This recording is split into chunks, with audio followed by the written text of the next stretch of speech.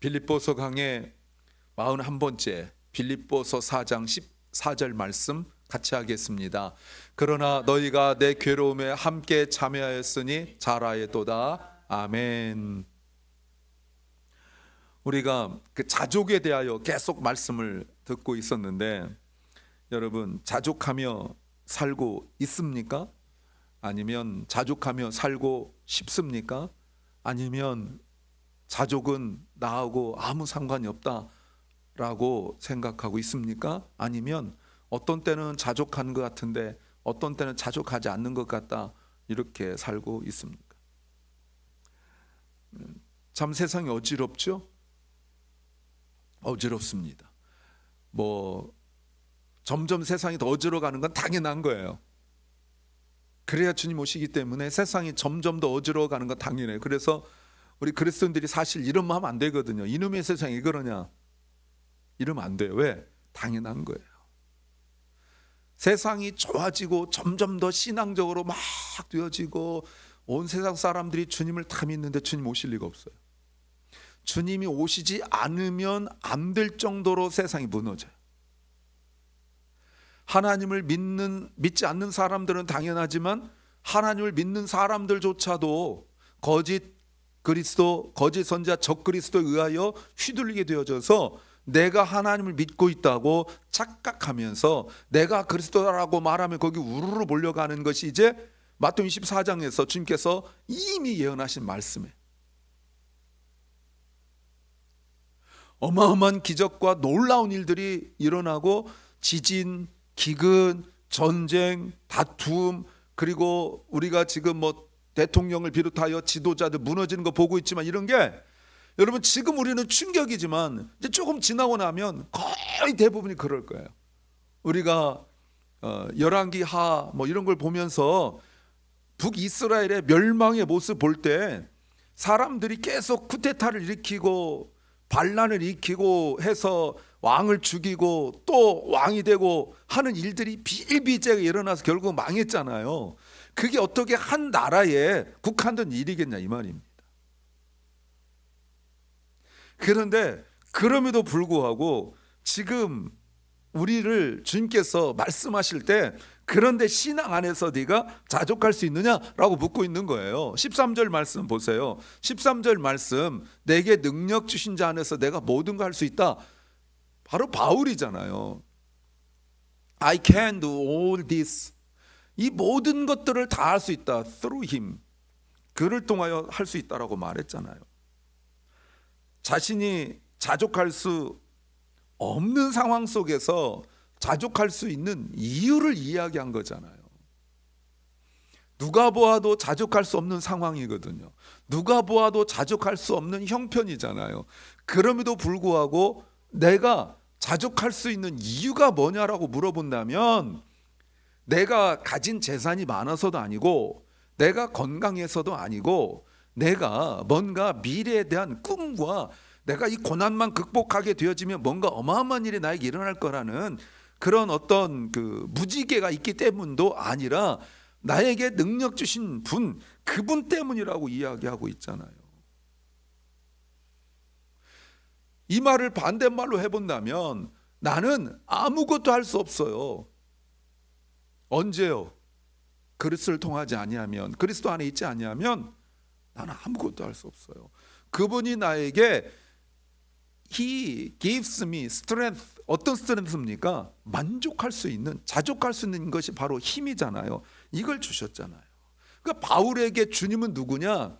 4장 13절 말씀에서 보시면 바울에게 자족할 수 있는 힘을 주시는 분이라고 말할 수 있는 것입니다. 그래서 바울은 이것을 어떻게 했다고요? 배웠다라고 말했어요. 바울 자신이 스스로의 힘으로 또는 스스로의 어떤 자각으로 이렇게 이렇게 자족하는 게 낫지 않나 해서 더 나은 걸 선택한 것이 아닌 거예요. 맨날 그냥 인상 쓰고 맨날 슬퍼하고 이것보다는 그래도 웃고 사는 게 낫잖아. 내가 맨날 힘들어 죽겠어라고 말한 것보다는 감사해라고 하는 게 낫잖아 하는 것이 아니라는 거예요. 주님은 끊임없이 바울을 훈련시켰어요. 어떤 상황 속에서라도 자족할 수 있는 그것을 주님은 계속 훈련시켰어요. 그래서 바울이 내가 자족할 수 있다라고 말할 수 있는 두 가지 근거를 얘기했었잖아요. 한 가지가 무엇입니까? 예수 그리스도께서 나를 도우시고, 또 하나는 나를 기억하시고. 주님이 아니고는 이럴 수가 없는 거 아니에요. 주님이 아니고는. 빌립보 교회가 성경금 보낸 것 가지고 바울은 이번 교원 하나야?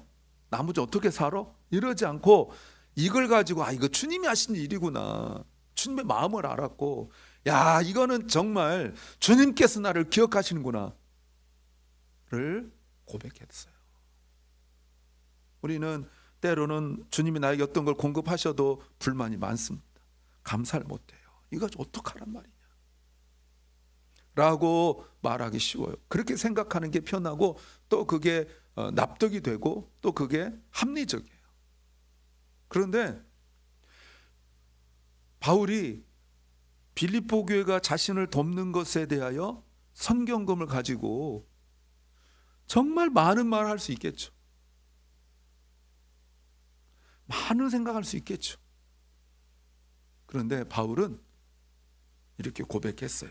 주님이 나를 기억하시는구나. 주님이 이 일을 진행하시는구나. 왜 그래요? 지금 바울이 이렇게 느끼는 그 한 가지 이유는 바울이 주님께서 맡기신 사명, 즉 복음 때문이라고 말씀을 드렸어요. 좀 이따도 말씀을 드리겠지만, 바울이 만약에 복음 전하는 일만 하지 않았더라면, 또 적당히 더 이상 하지 않았더라면 이 고생할 일 없는 거죠. 천부장이 예루살렘에 붙잡히고도 터졌을 때, 예루살렘 사람들한테 맞았을 때 천부장이 로마 시민권자인 줄 알고 풀어줄 수도 있었고 그랬는데, 내가 로마 황제한테 가야 된다라고 말을 했잖아요. 또 베스도 이런 사람들한테 그 재판 받을 때 바울을 계속 한 2년 이상 붙들고 있었을 때 풀어줄 생각이 있었잖아요. 그때 풀려날 수 있었잖아요. 그런데 주님께서 맡기신 사명, 로마에 가야 되는 그 사명 때문에 그렇게 됐잖아요. 그때 바울이 멜리데 섬에 거치면서, 그 풍랑을 거치면서 깊이 깨달은 것이 하나님의 놀라운 손길이 있구나를 깨닫게 되었다는 거 아닙니까? 결국 바울이 복음을 전한다는 것은 내가 뭔가 하는 행위에 있지 않고 주님의 뜻을 이루는 거예요. 바울은 이것을 배운 거예요. 자신이 겪은 고난, 누구와 비교할 수 없는 그 어마어마한 고난을 겪으면서 왜 맨날 나에게 이런 일만 일어나지? 다른 사람들은 이런 인생 안 사는데 왜 맨날 나는 이렇게만 어려운 일 생기지? 왜 나는 유라굴로 폭풍을 거쳐야 되며 배가 파손이 돼야 되며, 왜 나는 얻어 터져야 되고 감옥에 가야 되고 또 이렇게 오랫동안 힘들어야 되고, 여러분 이렇게 생각할 수 있잖아요. 근데 바울은 그 속에서 사람들은 알지 못하는 하나님의 놀라운 손길을 깨닫고, 그리고 거기에서 뭘 배웠다고요? 자족하는 법을 배웠다라고 말합니다.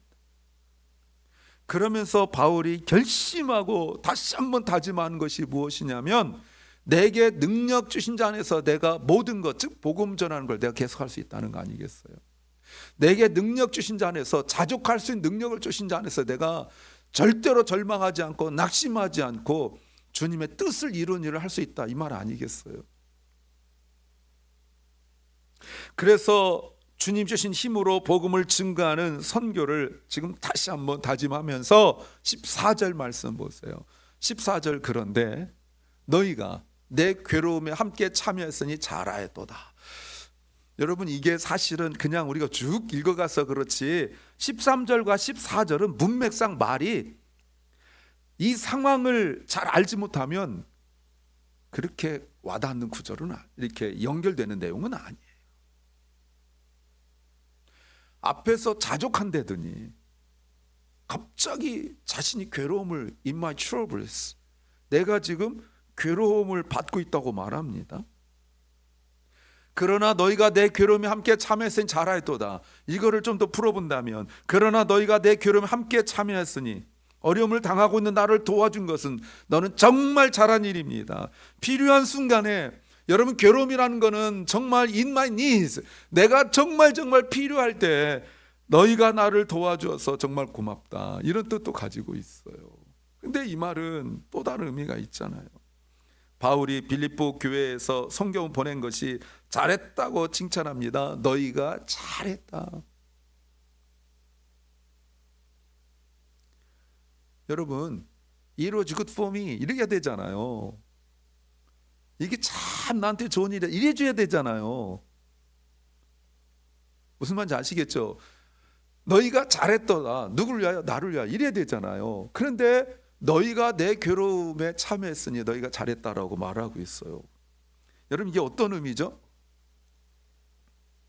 바울이 자족하는 걸 배웠고 그리스도 안에 있다고 해서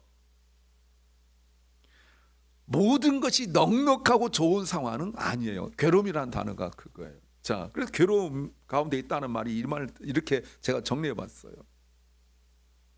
바울이 지금 로마 감옥에 있습니다. 힘들고 어려운 상황을 이미 앞에서 제가 바울이 겪은 일을 쭉 이야기했어요.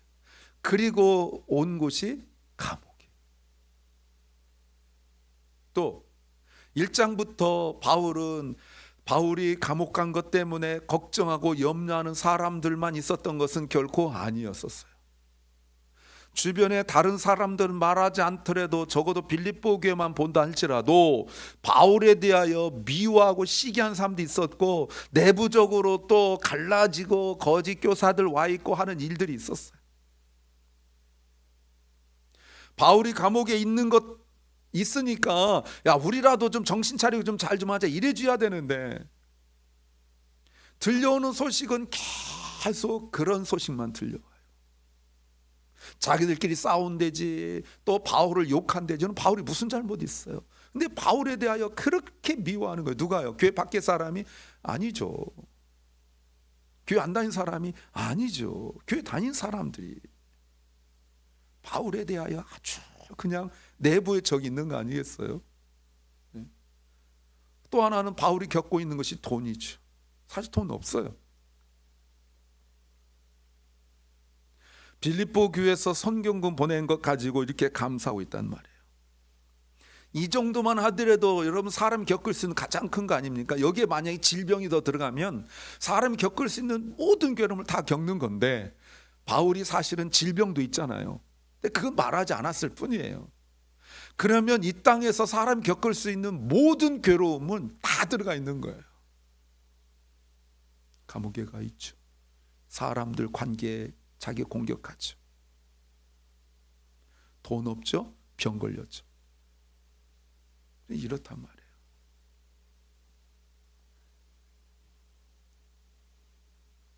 그렇다면 한 사람이 겪을 수 있는 최고로 힘든 거를 바울은 그저 괴로움이라고 말하고 있어요. 왜 그렇다고요? 바울이 이렇게 괴로움을 겪는 단 한 가지 이유가 뭐라고요?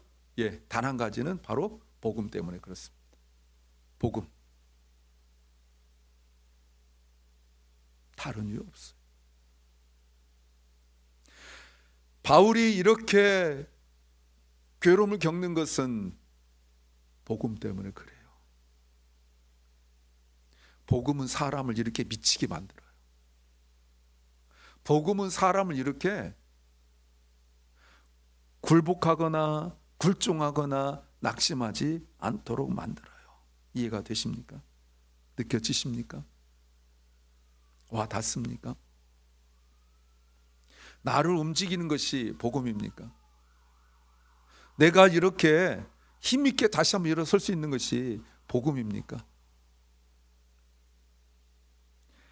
그런데 빌립보 교회가 성경금 보낸 것은 14절을 보시면 바울의 괴로움에 너희가 동참한 것이다 라고 말하죠. 이 말이 뭐예요?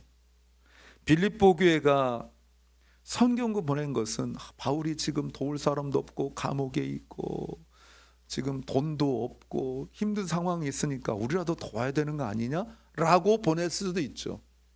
근데 바울은 그걸 뭐라고 말하냐면 너희가 나에게 선교훈금 보낸 것은 나와 함께 고난을 받는 것이다 라고 말해.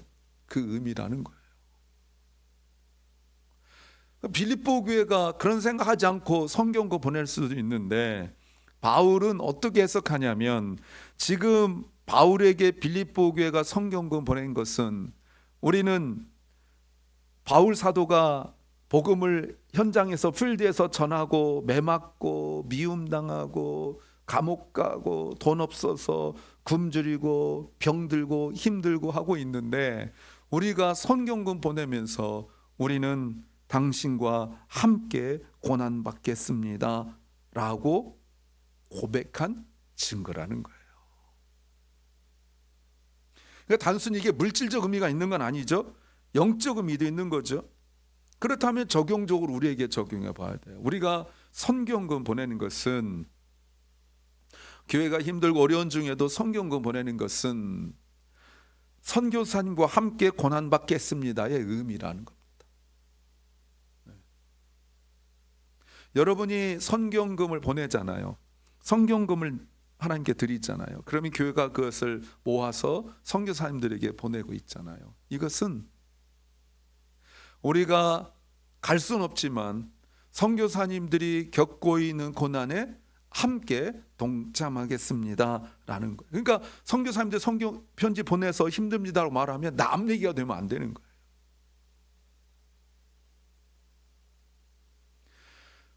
부모가 자녀가 뭐 어디에서 고난받고 있는데 발 뻗고 자고 뭐 그러든지 말든지 이럴 부모 없을 겁니다. 그럼 부모라고 볼 수가 없죠. 예. 내가 선교사님에게 선교훈금 보내고 거기가 어딘지 누군지도 모른다면 글쎄요, 선교헌금의 진정한 의미라고 볼 수는 없어요. 그래서 우리가 선교헌금 보내는 것은 선교사님과 동역자로서 함께 걷겠다는 믿음의 고백이고 선교 동역자가 된다는 의미예요. 그러므로 우리도 기도하면서 선교헌금을 보내야 되죠. 선교헌금 보내고 난 이후에도 계속 우리가 그 선교사님을 기억하면서 이름을 불러가면서 기도해야 돼요. 선교사님이 구체적으로 자세하게 그들이 겪고 있는 고난을 우리에게 말하진 않지만, 그러나 그럼에도 불구하고 우리는 동일한 그 마음을 가지고 선교헌금 보냈기 때문에 나는 선교사님과 함께 고난받겠습니다라고 내가 표현했기 때문에 우리는 금전적인 지원을 넘어서서 하나님의 사역에 동참하고 복음의 그 확장에 기여해야 합니다. 그래서 선교헌금 보낸다는 것은 그 자체가 하나님 나라의 비전에 참여하는 행위이고 예수 그리스도께서 다시 오실 그때를 준비하는 가장 구체적인 표현이에요. 하나님 나라의 확장을 위하여 수고하고 애쓰는 선교사님과 함께 기도하고 동역하겠다라는 의미라고 볼 수 있어요. 그래서 우리가 선교헌금 보내는 것은 선교사님과 깊은 영적 깊은 관계를 맺는 거라고 말할 수 있죠. 그래서 공동체적인 동력을 이루어가는 거예요. 선교헌금 보내는 것은 하나님 나라의 비전을 함께 품는 것이고 함께 복음을 전하는 것이고 함께 그리스도의 고난에 동참하는 것이라고 말할 수 있습니다. 그래서 선교헌금은 단순히 돈이 아니라 신앙의 표현이라고 말할 수 있죠. 그러니 우리가 선교헌금 보내는 것은 우리가 영적으로 엄청난 성장을 하는 거예요. 왜? 고난을 통하여 믿음이 성장하니까. 그러니까 선교헌금 보내는 것과 안 보내는 것은 큰 차이가 있고, 두 번째, 선교헌금 보내더라도 이 선교헌금이 지금 어디 누구에게 가고 있는지 우리가 아는 것이 매우 중요하죠. 그리고 선교사님들의 상황과 형편을 우리가 알면서 함께 기도할 때 그 선교 현장에 우리가 직접 몸으로 갈 수는 없지만 우리가 함께 기도하는 거예요. 그러면 여러분, 선교사님들이 하나님께서 얼마나 큰 복을 주시겠어요. 편안한 것, 뭐 좀 더 쉬운 것 놔두고 그 오지에 가서 고생하고 애쓰고 이러고 있는데 말이죠. 그런데 우리가 선교연구 보내면서 그 축복을 함께 나누는 거예요. 주저하지 마세요. 우리가 이제 내년도면 다시 한번 작정합니다. 매년 제가 다른 건 작정하지 않더라도 선교연금 1년에 한 번씩 작정을 하잖아요. 복음의 동역자로 나서십시오. 우리의 기도 헌신을 통해 하나님 나라 확장되고 우리 자신도 그리스도의 풍성함을 경험하게 될 것이고 바울이 고백한 그리스도 안에서의 그 자족함을 누리게 될 줄로 믿습니다. 복음 전파의 사역에서 동역자로 살아가십시오. 그러면 하나님께서 주시는 복, 선교사님들이 힘들고 어려울 때 하나님의 그 도우심이 바로 주님의 교를 통하여 또 여러분의 선교연금을 통하여 이루어졌음을 고백하고 감사할 때 주님 주신 위로와 평안이 풍성할 줄로 믿습니다.